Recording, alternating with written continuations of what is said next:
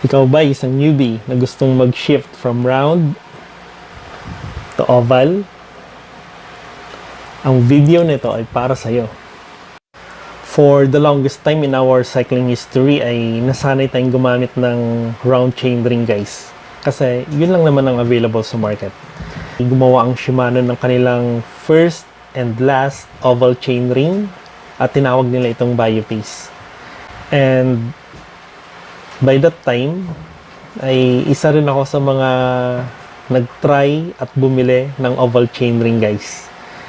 So, meron akong first-hand experience dito and masasabi ko na meron nga talagang kailangan pa i-improve sa ginawa ng Shimano na oval chain ring.